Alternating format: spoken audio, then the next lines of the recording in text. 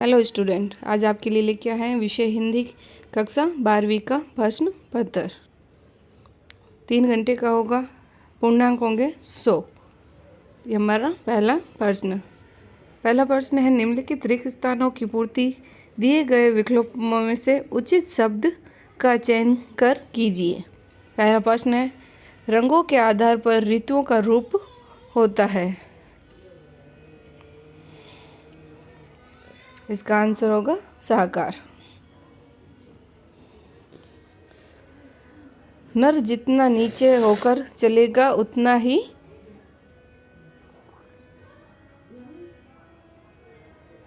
ऊंचा उठेगा। नैनो एक यूनिट है जो 1 मीटर के 18वें हिस्से के बराबर होता है। कारण में उपस्थित होने पर भी कार्य न हो वह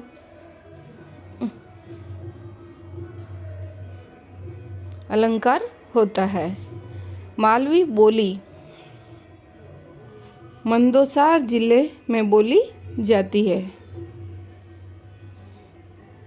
प्रश्न संख्या 2, निम्नलिखित कथनों में सत्य असत्य छांटिए। हमारा पहला प्रश्न, गौतम ने यशोधरा से शिक्षा में चिर वियोग मांगा। ये सत्य है। लेखक राम दृश्य मिश्र सदैव बड़ा व्यक्ति बनना चाहता था। ये असत्य है। रोला और उल्लाला छंदों में मिलन से कवित्र छंद बनता है। ये भी असत्य है। गणानंद रीतिमुक्त काव्य धारा के कवि है। यह सत्य है। अर्थ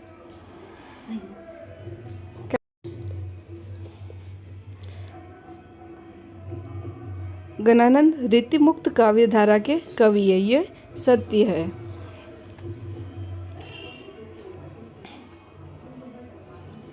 और 5वां, अर्थ के आधार पर वाक्य में 3 भेद होते हैं। ये असत्य है। प्रश्न संख्या 3, स्तंभ के लिए स्तंभ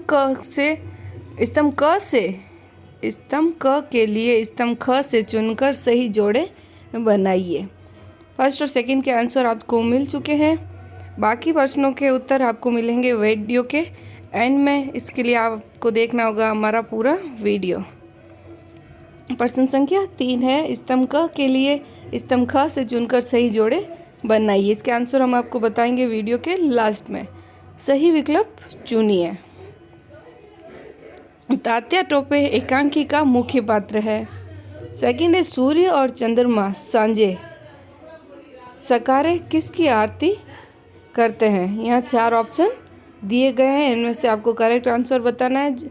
हम आपको बताएंगे वीडियो के एंड में। पवित्र 4 धाम इस राज्य में है। चौथा है, वाक्य रसात्मक काव्य परिभाषा है। प्रश्न 5वां, भाषा शब्द का मूल धातु है। प्रश्न संख्या 5, एक वाक्य में उत्तर दीजिए। ये कुछ वाक्य दिए हैं। इन वाक्यों के उत्तर हमें एक शब्द में देने हैं। प्रश्न संख्या 6, कवि ने प्रकृति से भारत को सजाने संवारने का अनुरोध क्यों किया है। और नदी सदा गतिशील रहकर क्या दान देती है। प्रश्न संख्या 7, बसंत के आगमन पर प्रकृति में क्या क्या परिवर्तन होते हैं, अथवा कवि मुक्त बोध में नए नए फूलों का वर्णन किस रूप में करता है। इन सब क्वेश्चन के आंसर मिलेंगे आपको वीडियो के एंड में। तब तक हमारा वीडियो कंटिन्यू देखते रहिए। प्रश्न संख्या 8, पुरानी धरती से कवि क्या आशय है। और सुरलोक में देवगण किसका वंदन करते हैं। प्रश्न संख्या 9, वतन क लाडलों से क्या अपेक्षा की गई है। नींव के पत्थर से कवि का क्या तात्पर्य है। प्रश्न संख्या 10, कवि ने शब्द की क्या महिमा बताई है। गणानंद सुजान को क्या उलझाना देते हैं। प्रश्न संख्या 11, लेखक के उदास होने पर पुस्तकें क्या कहती है। प्रश्न संख्या 12, रेडी मैड अध्यक्ष किसे कहा जाता है। प्रश्न संख्या 13, गजाधर बाबू के स्वभाव की 2 विशेषताएं बताइए अथवा वह कायरता या विरुद्धता की संज्ञा कब प्राप्त करता है। प्रश्न संख्या 14, ग्वाले ने गाय को सुई कैसे खिला दी। विजय से भावर भरने की क्षमता किसमें होती है। प्रश्न संख्या 15, भाषा और बोली में 2 अंतर बताइए। या आप लिख सकते हैं निम्नलिखित वाक्यों को मिश्रित वाक्यों में बदलना है। मेरे पास मोहन का पेन है, इस वाक्य को मिश्रित वाक्य में बदलना है। विशेषार्थक अलंकार की परिभाषा उदाहरण के साथ लिखें। या तो आप लिख सकते हैं कि शांत रस की परिभाषा क्या है और इसका उदाहरण दे। देवकी ने कंस का किस प्रकार समझाया। लता के गायन की किन्हीं 3 विशेषताओं पर प्रकाश डालें। निम्नलिखित का भाव पलवन कीजिए। ईश्वर किसी विशेष धर्म या जाति का नहीं होता। और निर्देशानुसार परिवर्तन कीजिए मिश्रित वाक्य का। मेरे जीवन का उद्देश्य समाज सेवा है। राम घर पर ही है, संदेहवाचक। और हम सकुशल है, प्रश्नवाचक। प्रश्न संख्या 19, यमक अलंकार की परिभाषा उदाहरण सहित लिखें। दुर्मिल सवैया का उदाहरण लिखिए। प्रश्न संख्या 20, प्रगतिवादी काव्य की किन्हीं 3 विशेषताओं पर प्रकाश डालते हुए 2 प्रगतिवादी कवियों के नाम उनकी एक रचना के साथ लिखें। भारतेंदु युग को हिंदी कविता का जागरण काल क्यों कहा जाता है। प्रश्न संख्या 21, हिंदी उपन्यास साहित्य के विकास में प्रेमचंद के योगदान का निरूपण कीजिए। अथवा आप लिख सकते हैं कि जीवनी और आत्मकथा में क्या अंतर है। जीवनी और आत्मकथा में अंतर, ये प्रश्न बहुत ही इम्पोर्टेंट है, मोस्ट इम्पोर्टेंट है। ये हिंदी के हर पेपर में आता ही है, तो इसे अच्छे से याद करें ताकि आपको इस प्रश्न के तो पूरे ही नंबर मिले। प्रश्न संख्या 12, आचार्य रामचंद्र शुक्ल अथवा शरद जोशी का साहित्य परिचय निम्नलिखित बिंदुओं के आधार पर दीजिए। 2 रचनाएं, भाषा शैली और तीसरा है साहित्य में स्थान। प्रश्न संख्या 23, गोस्वामी तुलसीदास अथवा गजानन माधव मुक्तिबोध का काव्यगत परिचय निम्नलिखित बिंदुओं के आधार पर दीजिए। 2 रचनाएं, भाव पक्ष, कला पक्ष, साहित्य में स्थान। प्रश्न संख्या 24, इसमें एक गद्यांश दिया हुआ है जिसकी सप्रसंग व्याख्या करनी है। आप इन दोनों गद्यों में से किसी एक गद्य की सप्रसंग व्याख्या कर सकते हैं। प्रश्न 25 में निम्नलिखित पद्यांश की सप्रसंग व्याख्या करनी है। 2 पद्यांश दिए हुए हैं, इन दोनों में से किसी एक की सप्रसंग व्याख्या करनी है। प्रश्न संख्या 26 है, निम्नलिखित अपठित गद्यांश को पढ़कर नीचे दिए गए प्रश्नों के उत्तर। हिंदी में अक्सर एक क्वेश्चन ऐसा होता है जिसमें गद्य जो कि हमें कभी हमारे पाठ्यक्रम से बाहर का आता है, जिसको पढ़कर हमें उनके आंसर देने होते हैं। जैसे कि ये दिया हुआ है, मानव ने अपने व्यक्तिगत क्षण लाभ के कारण पेड़ों पर जो अंधाधुंध कुल्हाड़ी चलाई है उसके भयंकर परिणाम सामने आ रहे हैं। जहाँ जहाँ जंगल कटे हैं वहाँ वहाँ भूमि क्षरण के कारण भूमि की उर्वरा शक्ति कम हुई है। वन क्षेत्र के कम होने से वर्षा पर भी प्रभाव पड़ा है। उपजाऊ इलाके रेगिस्तानी भूमि में बदल रहे हैं। जैसे जैसे वन के क्षेत्र में कमी हो रही है वैसे वैसे प्रदूषण, भूमि क्षरण, अवर्षा या बाढ़ की समस्याएं बढ़ती जा रही है। ये हमारा है एक अपठित पद्यांश गद्यांश। इसका गद्यांश का पहला प्रश्न है उपयुक्त गद्यांश का उचित शीर्षक, और सेकंड क्वेश्चन है उपयुक्त गद्यांश का इसका सारांश लिखना है। प्रश्न संख्या 27, उत्तर पुस्तिका में पुनः गणना हेतु सचिव माध्यमिक शिक्षा मंडल मध्य प्रदेश भोपाल को आवेदन पत्र लिखना है। या आप लिख सकते हैं कि माता जी को पत्र लिखिए जिनमें उनके स्वास्थ्य विषय जानकारी का उल्लेख किया गया। हमारा लास्ट प्रश्न है प्रश्न संख्या 28। निम्नलिखित में से किसी एक विषय पर लगभग 200 से 250 शब्दों में एक निबंध लिखना है। और ये टॉपिक दिए चुके हैं यहाँ पे। पर्यावरण प्रदूषण, समस्या और समाधान, भारतीय समाज में नारी का स्थान, थर्ड है परिहित सरिस धर्म नहीं भाई, भ्रष्टाचार एक ज्वलंत समस्या, और राष्ट्रीय कला और अखंडता। और इन्हीं में से किसी एक टॉपिक पर उपयुक्त शेष निबंधों में से किसी एक निबंध की रूपरेखा लिखनी है। ओके फ्रेंड्स, तो ये थे हमारे विषय हिंदी कक्षा 12वीं के प्रश्न। अब हम आपको दिखाएंगे उनके आंसर। ये है पहले प्रश्न के आंसर जो कि मैंने आपको बता दिए थे, फिर भी यहाँ से आप अच्छे से देख पाएंगे। ये प्रश्न सेकंड, दूसरा प्रश्न के आंसर जिनके वाक्यों के हमें सत्य और असत्य की पहचान करनी थी। ये सारे एक एक नंबर के हैं। और प्रश्न 3 जिनके हमें सही जोड़े क और ख से मिलाने थे। मंगल वर्षा भवानी प्रसाद मिश्र और वापसी उषा, मेरे जीवन के कुछ मित्र डॉक्टर राजकुमार वर्मा, और आवेग है संचारी भाव। बघेली बोली, ये 1 नंबर के हैं। 5 के 5 नंबर। सही विकल्प चुनने का तात्या टोपे, भारत माता की, उत्तराखंड, आचार्य विश्वनाथ और भाष्य। यह है प्रश्न संख्या 5 का आंसर।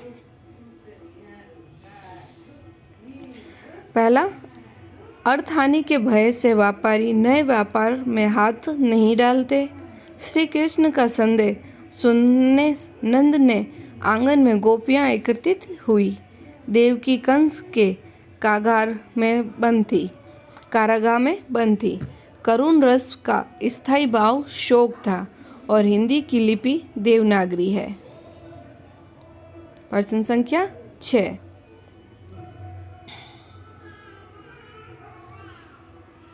का ये आंसर।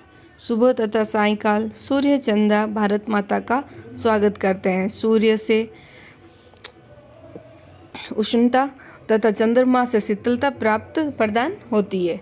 ऋतुओं से कवि ने आह्वान किया है कि भारत माता को नृत्य नूतन परिधानों से सज्जित करें। भारत की गंगा नदी हमारे लिए जीवदायिनी है। कश्मीर की डल झील भारतीय सुषमा का केंद्र है। प्रश्न संख्या 6, ये 2 नंबर का है।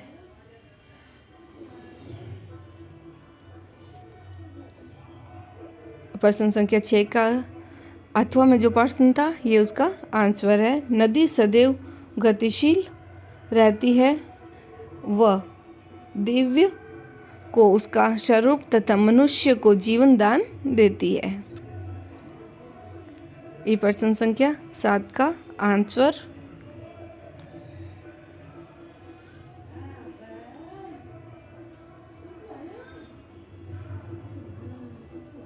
ये भी 2 अंक का है। और ये प्रश्न संख्या 8 का आंसर।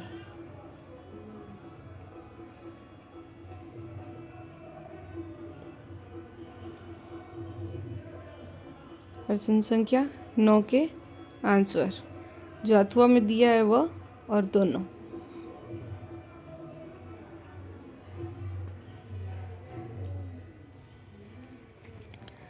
ये प्रश्न संख्या 10 का आंसर। और ये वो जो अथवा में दिया हुआ था, ये भी 2 नंबर का है। आराम से देखें, अच्छे से पढ़ें, क्योंकि आपके एग्ज़ाम में यही सारे क्वेश्चन आने वाले हैं। प्रश्न संख्या 11 का आंसर।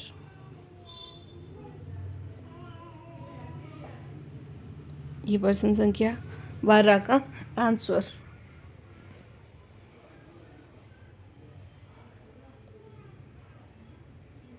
ये प्रश्न संख्या 13, ये उसका आंसर है।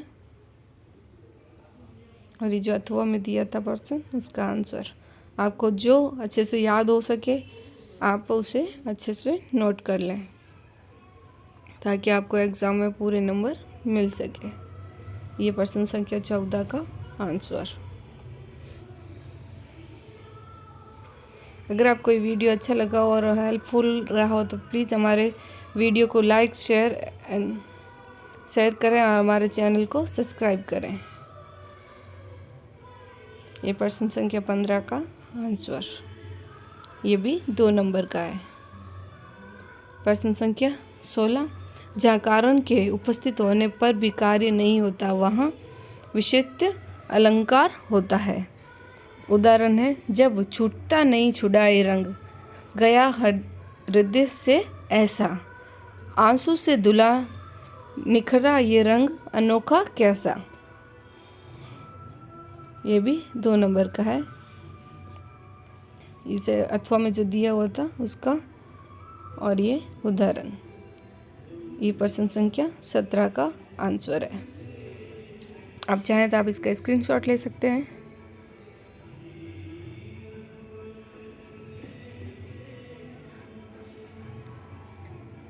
प्रश्न संख्या 18 का पूरा भाव विस्तार से बताया गया है इसमें, और ये उसके अथवा में जो क्वेश्चन था उसका आंसर।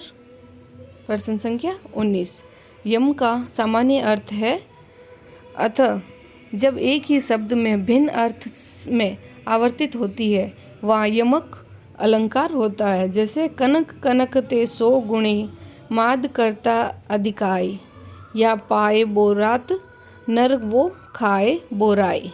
ये 3 नंबर का है, तो प्लीज़ इसे अच्छे से नोट कर लें, क्योंकि आपके एग्ज़ाम में यही सारे क्वेश्चन आने वाले हैं। प्रश्न संख्या 20, प्रगति शब्द का अर्थ चलना, आगे बढ़ना। प्रगतिगत वाद में साम्यवादी विचारधारा का साहित्य दृष्टिकोण स्वीकार किया गया है। इनकी निम्नलिखित विशेषताएं: ईश्वर के प्रति अनास्था, शोषितों के प्रति सहानुभूति, यथार्थ का चित्रण, और मुख्य कवि रचनाएं: धर्मवीर भारती, अंधायुग, कनुप्रिया, अज्ञ जी, बाबरा, अहेरी, हरी घास पर क्षणभर, और तीसरा है गजानन माधव, मुक्तिबोध, चांद का मुंह टेढ़ा है, कांट का सपना। ये प्रश्न 4 नंबर का है। प्लीज़ लास्ट का प्रश्न आप अच्छे से नोट करें, ताकि इनके आपको पूरे नंबर मिल सके और आप अच्छे से पास हो जाएं। प्रश्न संख्या 21 का आंसर, ये जीवनी और आत्मकथा। इस प्रश्न को, ये वेरी मोस्ट इम्पोर्टेंट पर्सन है, इसे प्लीज़ अच्छे से नोट करें, याद करें। और ऐसा अगर आप अपनी नोटबुक उत्तर पुस्तिका में लिखेंगे तो आपको पूरे नंबर मिलेंगे। इस तरह का बॉक्स बना के लिखेंगे तो और भी अच्छा होगा। जीवनी, पहला पॉइंट है, जीवनी किसी महापुरुष के जीवन पर आधारित होती है। आत्मकथा, लेखक अपनी कथा कहता है। जीवनी सत्य घटनाओं पर आधारित होती है। आत्मकथा काल्पनिक भी हो सकती है। थर्ड पॉइंट है, जीवनी लेखक तटस्थ रहकर लिखता है, और आत्मकथा लेखक अपनी स्मरण शक्ति के आधार पर लिखता है। लास्ट है, जीवनी लेखक अपने विचार एवं प्रतिक्रिया नहीं दर्शाता। आत्मकथा लेखक अपने विचार व्यक्त करता है। Very most important question, so please इसे अच्छे से नोट करें। प्रश्न संख्या 22 का आंसर, लेखक परिचय, आचार्य रामचंद्र शुक्ल, और उनकी रचनाएं हैं हिंदी साहित्य का इतिहास, हिंदी काव्य में रहस्यवाद, रस ममीषा, और चिंतामणि, बुद्ध चरित्र। यह भाषा, शैली और साहित्य में स्थान, ये 4 नंबर का है। ये जो अथवा में क्वेश्चन दिया हुआ था उसकी शरद जोशी। रचना है परिक्रमा, तिलिस्म, जीप पर सवार झीलियाँ, मैं और केवल मैं, अंधों का हाथी। ये उसकी भाषा, शैली और साहित्य में स्थान। प्रश्न संख्या 23। कवि परिचय। तुलसीदास। रचनाएं हैं रामचरितमानस, दोहावली, कवितावली, गीतावली, पार्वती मंगल आदि। ये भाव पक्ष, कला पक्ष और साहित्य में स्थान। ये भी 4 नंबर का है। प्रश्न संख्या 24। गद्यांश की व्याख्या। ये संदेह प्रस्तुत गद्यांश तिमर गे में किरण आचरण शीर्षक से उदित है और इसके लेखक है डॉक्टर श्याम सुंदर दुबे। ये उस प्रसंग, इसमें अपने पिता द्वारा कही गई बात याद आती है। कर्मठ व्यक्ति निर्माण रूपी प्रकार से संसार को सुख देता है और ये उसकी व्याख्या है। लेखक के पिता ने कहा था, संसार में रहकर सुखों की प्राप्ति कई सरल कार्य नहीं है। श्रम, ईमानदारी ही प्राणी में काम करने की शक्ति बढ़ाते हैं। प्राणी के जीवन में चाहे अनगिनत दुख, मुसीबत या रुकावटें आए, परंतु वह अपने कर्म, मेहनत, सत्य और ईमानदारी पर विश्वास रखेगा तो उसके विकास को कोई नहीं रोक सकता।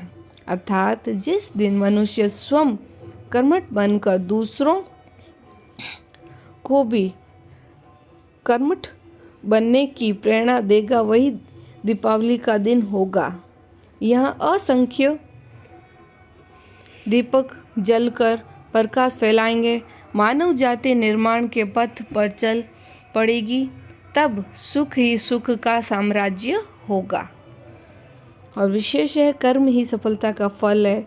संस्कृत एवं उर्दू के शब्दों का प्रयोग, व्यास तथा उद्धरण शैली का प्रयोग। ये जो अथवा में दिया गद्यांश, उसकी व्याख्या, प्रसंग और विशेष। प्रश्न संख्या 25। इसमें पद्यांश की व्याख्या करनी है। ये पद्यांश की व्याख्या, प्रसंग और ये उसका विशेष। ये अथवा में दिए गए पद्यांश की प्रसंग एवं व्याख्या। चलते हैं प्रश्न संख्या 26 की ओर। अपठित गद्यांश, जिनके आंसर हमें देने थे। पहले का होगा शीर्षक है तो वनों की महत्ता, महानता, और सेकंड है सारांश, मानव को उन्नति करना है तो वनों को सुरक्षित करना होगा। वृक्षों की कटाई से भूमि की उपजाऊ शक्ति नष्ट हो रही है। प्रदूषण एवं अनेक समस्याओं का सामना करना पड़ रहा है। प्रश्न संख्या 27। आवेदन पत्र। आप इसे देखें कि आपको, अगर आप इसी तरह का पत्र लिखेंगे तो आपको पूरे नंबर मिलेंगे। और काट छांट अपनी कॉपी में बिल्कुल ना करें। जितना साफ आपका कार्य होगा उतने आपको अंक प्राप्त होंगे।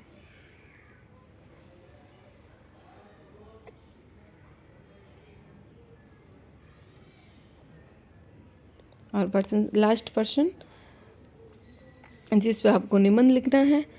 निबंध लिखने का भी एक तरीका है। अगर आप इस तरीके से लिखेंगे तो आपको निबंध के पूरे नंबर मिलेंगे। आधुनिक भारत में भारतीय नारी।